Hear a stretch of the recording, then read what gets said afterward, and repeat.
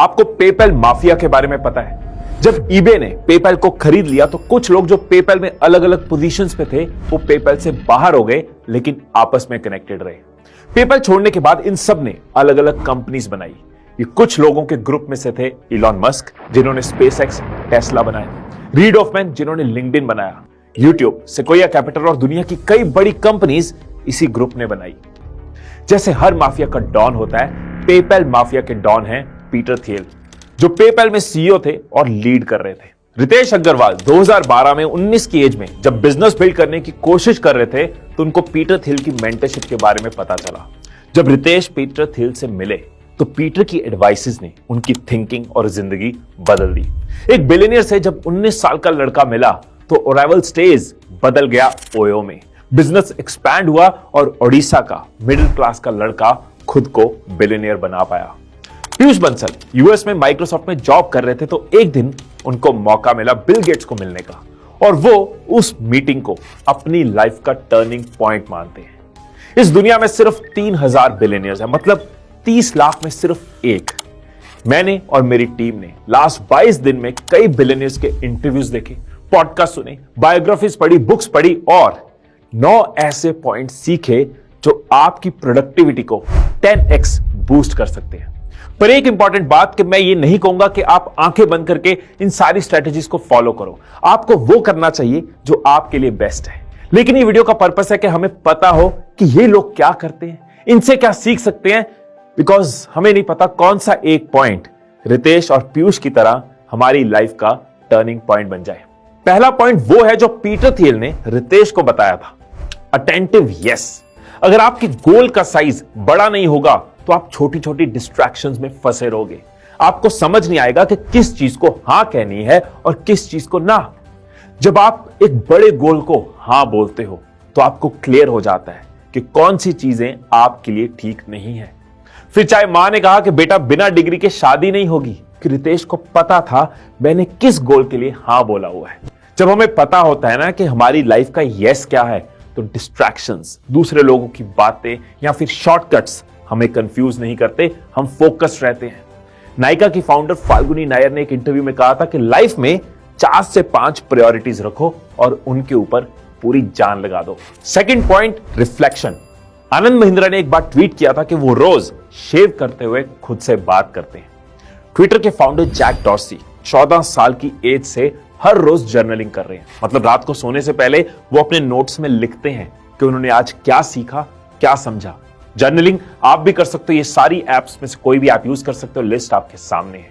हर successful इंसान एक चीज जरूर करता है और वो है रिफ्लेक्शन। आगे बढ़ने से पहले पीछे देखना, सीखना, समझना। बिलियनियर रे डालियो की इस बुक प्रिंसिपल्स में एक पूरा चैप्टर है जिसका नाम है go back before you go forward. Third point, habit linking. ये कहावत सुनी होगी आपने, एक तीर से 2 निशाने। वेल, हैबिट लिंकिंग वही तीर है।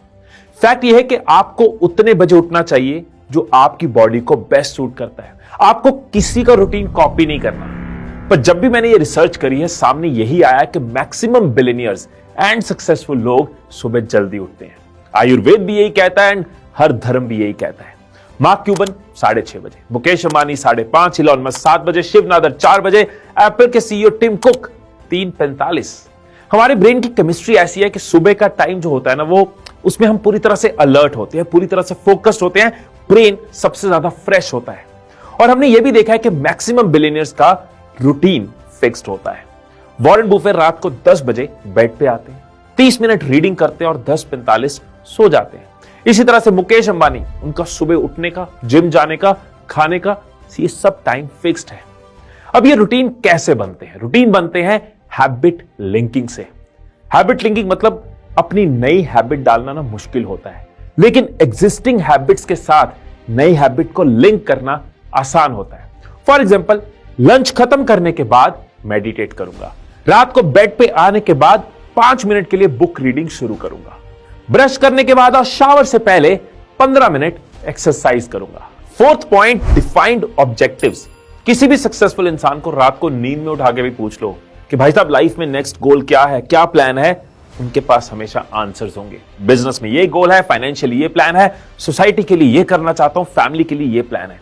उनको पता है कि टूथपेस्ट से कॉन्फिडेंस नहीं आएगा, डीओ से फेम नहीं मिलेगा, प्रोडक्टिविटी आती है क्लियर गोल्स और क्लियर ऑब्जेक्टिव्स के साथ। रतन टाटा कहते हैं कि एक बैलेंस्ड एंड सक्सेसफुल लाइफ के लिए गोल्स बहुत जरूरी हैं, और ये सिर्फ करियर के, फाइनेंस के नहीं, आपकी हेल्थ के, आपकी हैप्पीनेस के गोल्स भी।